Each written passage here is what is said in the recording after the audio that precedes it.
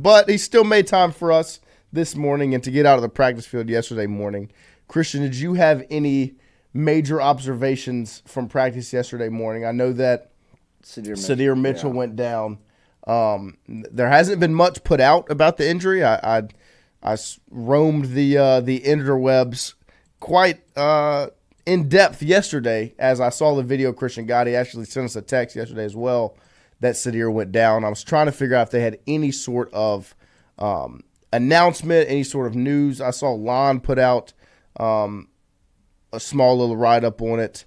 But Christian, you were there. Did you see what happened with Sadir? Did it look super serious, or was it something that you feel like was relatively not that bad? Yeah, they were just going through like the regular, I think, 2-on-2, or they were getting double-teamed, and Sadir went down on one of them. And it was unfortunate because he was on the other side of the field, which is where we couldn't see because we were on the ground that day. Like, we were on the ground yesterday. Yeah. And we can't see really over all those linemen and stuff. We're small, whatever. If we were up high, though, we might have been able to see better. But it looked like something with his right leg. I don't know exactly what it was. But, I mean, other than that, they had another good practice. Kyle Williams, I feel like, brings the energy every single day. I mean, he's in their faces. I mean, that was right in front of you guys, the offensive line, defensive line. I was trying to get other video, and I was like, man, I don't need to. Like, this is gold right here. Yeah, it's good content. And I saw you posted the 2 clips of it. But yep. I mean, Kyle Williams has one clip where you can hear him hit an attaboy. Yeah. Which just rolled off the tongue strong. And it definitely caught my eye when I was going through the clips you got. Yeah, him and Brad Davis are definitely the loudest 2 coaches at practice. I mean, getting after it. Yeah, so. But, yeah. There's Sadir Mitchell down, getting talked to and worked on, trying to get back from I think he just got wrapped up. It was the double team drill where it's 1 D lineman versus 2 offensive linemen, and he goes down. He gets folded up. His knee was what seemed to be hurt. We don't know how serious or unserious it is, but he did go to the stationary bike later, and when we got off of the bike, he moved much better. Obviously, that's something. You don't want to see injuries. To me, when you're looking at spring practice, really the things you want to see more than anything is everyone get through it healthy, because that's the biggest thing with spring is you want reps, you want people out on the field, you want meshing, you want bonding, you want all of that. You don't want to see people get hurt, right? And that was the one thing that so far through spring LSU hadn't really struggled with was injuries. People hadn't really gone down. People were coming back from injuries. When you talk about Jacoby and Guillory was back on the field yesterday in pads, getting some work in as he's recovering from that Achilles last year. But you don't want to see people get hurt, and so obviously you're hoping Sadir Mitchell's injury is not too major because he's been impressive so far through spring. From everything everyone said, from watching the clips, he has been a bright spot for LSU so far this spring. You know, the spring game open practice deal will be on Saturday. I think y'all get back on the field tomorrow. I think there's practice tomorrow morning. So Christian will be back out there tomorrow getting a look at all of it once again. But so far through the spring, it's been an impressive period of time for LSU. When you just talk about the talent that's on that roster, I think it's safe to say that this is the most talented roster BK has had. Yeah. LSU, especially the deepest. When you just look at a position like tight end, I think that's one that stood out so far through spring because of the sheer size and talent in that room. When you talk about Trey Green, who is just an unbelievable talent, and then you pair that with Bauer Sharp, who's kind of a change of pace but still extremely talented, and Donovan Green, who's been very talented throughout his time at Texas A&M before the injury. So it'll be it's been a good spring so far for LSU, and you hope that the injury bug stays away so that they can get to fall camp, get back fully healthy, get rocking and rolling. This is a look at some of these 1 or 2 drills here. Kyle Williams watching. Is this the attaboy? Mm-hmm. Good. This is the best. It just rolls off the tongue.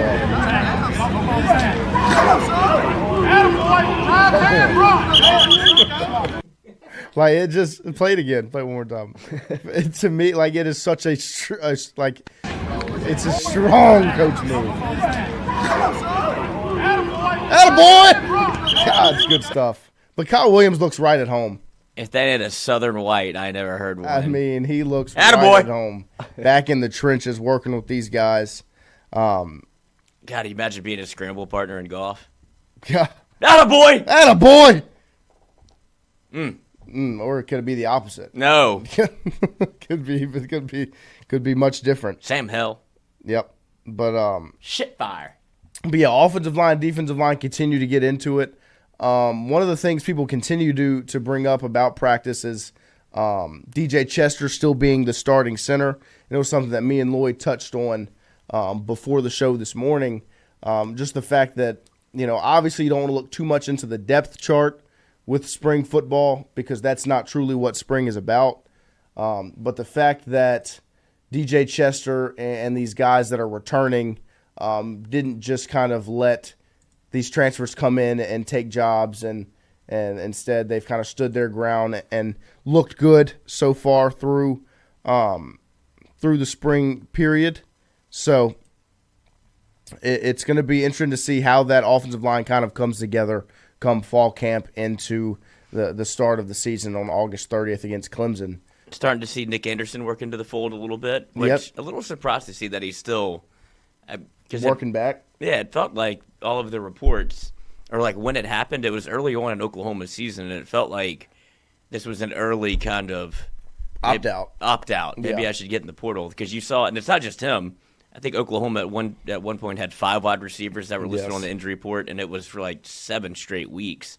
And that's how you get a Bauer Sharp to be the leading receiver on your team. So you didn't have any. It's not that he's not talented; you just didn't have anybody else to throw it to. And so I'm a little surprised to see him just kind of now working back a little bit and getting more to the first team because I think that's somebody that, as loaded as that wide receiver room is, I felt like that was probably just because of what LSU had added already, one of the bigger gets in the portal, considering what you needed, quote unquote.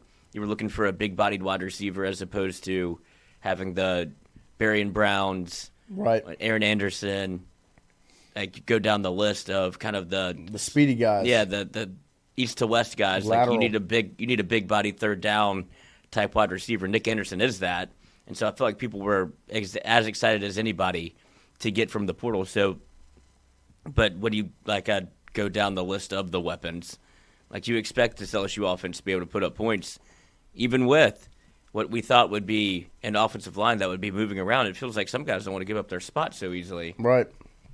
Yeah, I mean, it's funny just forgetting that development is a thing. And DJ Chester is not going to be the same offensive lineman he was last year as a redshirt freshman getting ushered in as the starting center. He's not going to be the same player going into his redshirt sophomore season. To me, the offensive line is one of the biggest. I think Wolfgang said in the chat, the OL has to gel. That's the biggest unknown, along with injury recovery from Perk/Witt.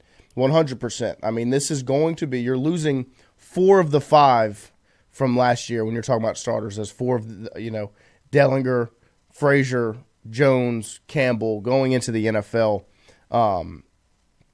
You need that unit to gel, and when you have the transfers coming in, you want to see them get up into the fold. So far, they haven't. It's been returning guys like Chester, Adams, Eccles, Davis, and down the list, Bordelon as well.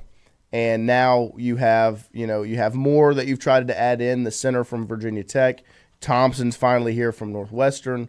Those guys, when you got them out of the portal, you expected them to slide right in and start and be on that first 5. Obviously, like I said, you don't want to look too into the depth chart in spring, but it will be very, very interesting to see what it looks like, the difference it is from now to when we get back to fall camp in August, because you want that group of 4 to really mesh and work well together so that they can lead LSU in the way that they need, because LSU needs that. Nussmeier needs protection. LSU needs to be able to run the football, and that all starts with those 5 guys. And obviously extends into the tight ends and who you put out there, but those 5 guys are unbelievably important when you don't have a super mobile quarterback back there Nussmeier wants time to use his arm. He needs a run game to buy him time in different spots and to improve in the red zone. That starts with those 5 guys on the front. And it will be huge to see the way that they're able to use this springtime with the returners and with the transfers coming in to see what happens. Because you could have 5 brand new faces on that line come August 30th when you're looking at from last year to this year. You know, the past 3 seasons for LSU, you've had a lot of familiar faces because you had Emory Jones and Will Campbell come in as freshmen and start on that line. Miles Frazier's a transfer that came in and started for 2 seasons. Dellinger is a guy that's been on the line for a very long time. You've had a lot of familiar faces. This will be the season where that's not the case, and you want to see these 5 guys gel pretty quickly. And so as much as like I said, you don't want to look into the depth, I do think there's something to look into about the 5 guys that are out there consistently now, because you are trying to get them to gel so that you're not trying to make up for lost time come August. So, well, and when it comes to the DJ Chester, Braylon Moore thing, like, I feel like this is what LSU fans do. Well, now that you bring in Braylon Moore, and if DJ Chester starts, going to be much maligned DJ Chester, where he's not going to be a fan favorite, or they're going to look for little things to point out and be like, oh, why'd you bring the transfer in if you're not going to play him? Lest you forget, DJ Chester is 6'5", 335. Mm-hmm. Braylon Moore, 6'3", 290. Like, there's a reason that DJ Chester was – don't forget who LSU recruits. Don't forget who LSU gets. Like, you're getting highly skilled, massive offensive line pieces that you're asking a man that's 6'5", 335 to play center. He's one of the tallest centers probably, I would say, certainly in the SEC, if not the country. 6'5" is a brute at center. And so to give him time to be able to, I guess, evolve, if you will. Right. But that's why I think everybody entertains the idea of moving him to guard, where you can get him moving and have him not have to worry about playing center when you have an established vet like Braylon Moore, who's done it time in and time out and played the position. So I get the pros and cons of it all. But to think that DJ Chester should be playing offensive line or is just going to get his spot taken, like, Braylon Moore had to walk in that locker room and be like, good Lord. Right. Like, because that's everybody that LSU's recruited. Cohen Eccles.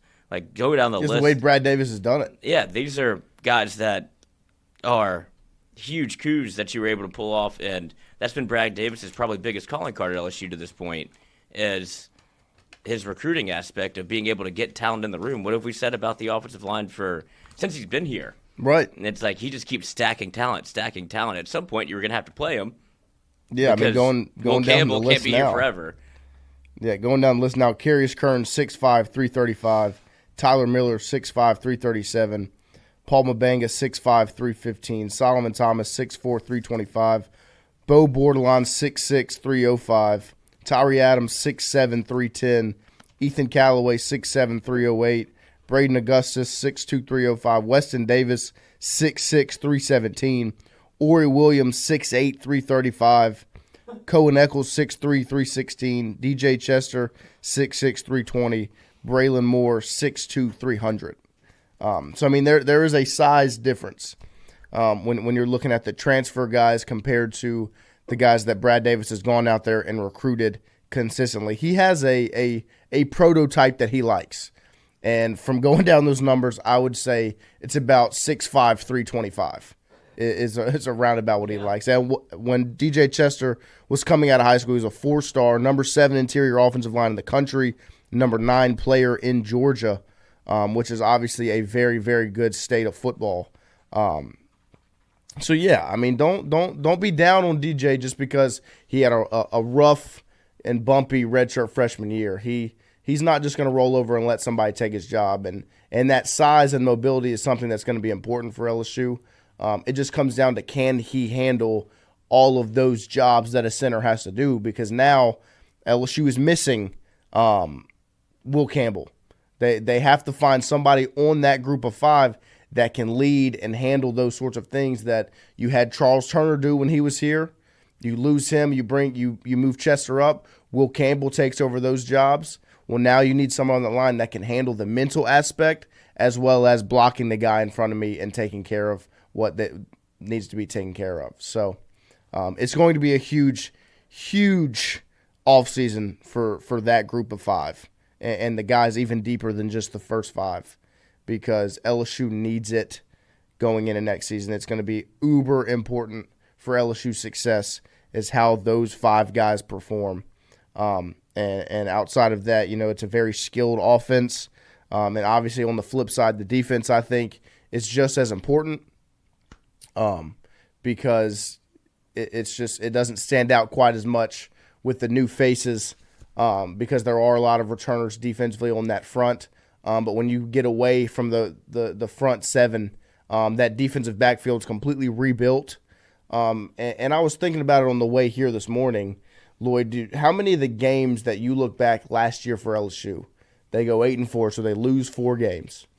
Out of those 4, how many games do you believe the defense lost on its own?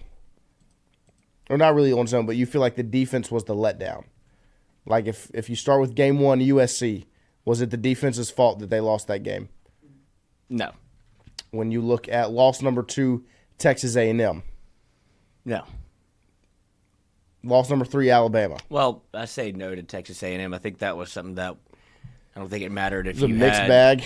Well, yeah, you can't put the defense in those positions Right. time Short after field. time after time, and then you could have had 11 Lawrence Taylors out there if you didn't put them in the right spot to do what they're supposed to do. I don't think it would have mattered because you got out schemed that game. You got out coached. I don't think it was a talent issue. I think it was I can't even call it a surprise issue. I just think Right. it was the lack of adjusting issue. So I don't really put that on the players as much as it would be easy to do. I don't think that was a defensive loss. I think they got put in a couple of bad spots by their offense, and then it all happened very quickly. Okay, and then you move to loss number 3, Alabama. That's on the D. I would say that's a same defense. thing. That's the defense. And then number 4 to Florida. What were the numbers against Florida? Because LSU should have won that football game. They outplayed them, and Yes. It was I think that- LSU's issue, they couldn't score in the red zone, yeah, right. if I remember. I mean, DJ Lagway 226 for a touchdown, and then he had 6 carries for 65 yards. So you didn't really give up a ton. No, you scored Elijah 16 Badger had points. 6 catches for 131, so you could put that on the. I mean, if you want to put that on the defense, Yeah. you can. But it didn't really you couldn't score. Right. Yeah, I mean, the second half, you put up a 6 spot. And LSU ended up giving up 14 in the fourth. I mean, you outgained Florida 390 to 339. So, I mean, if you're looking at that and last season in a year that the defense wasn't as talented as it is going into next year, and your defense really didn't lose you games the way it had in 2023 and going back to 2020, and, the way it did the year before, really, in 2023. Because that defense lost a game. Like, Ole Miss lost that game. Florida State, it was a mix of both. It tried to lose the Missouri game. Right. Go down the list. Alabama's the only game you look at last season and you say the defense didn't step up to the plate in that game. It won you the Ole Miss game. And you expect a more talented group on the defensive side of the ball going into next season. I think the expectations are going to be much higher. Oh, especially with the people that you brought in. You have, obviously, you lose your defensive line coach, but you feel good about bringing in Kyle Williams and letting him do his deal. Like, it's not like he's out of his depth coaching Right. defensive line for LSU. Hell, it probably feels like old hat for him. Yes. From the player that he was to having coaching experience. I know it's high school, but he wasn't just coaching defensive line. He's not your normal high school coach that you bring up to LSU. I think this is a very specific case. And you bring in players to work with your defensive line, your new defensive line coach. Kevin Peoples is back. Blake Baker in year 2. Yep. Like, that makes a huge difference to me. You add talent around you with DJ Pickett, Corey Raymond back. Like, you have some semblance of stability where you didn't have to. That was an entirely new staff coaching a new defense for him last year. This year, it feels like you have a little bit of stability. These people are probably going to be here for a while, as opposed to like instant turnover like you had, and the talent that you brought into the transfer portal. Like, there's Right. no reason that they shouldn't be better. DJ Pickett is one of the biggest gets you can add to a defense, regardless of which team you're on. Like, anybody would Yes. plug and play him. Anybody. And so, like, that's an immediate add. Pyburn feels like somebody that's going to make a difference for you defensively. The development of Ahmad Bro, of my 5-star Dominic McKinley, and and then Rilliford. I think is going to be huge this year. And so you have the talent it feels like on the front end. Whether you lost players, but it feels like you had guys kind of waiting in the wings to take over some of those spots.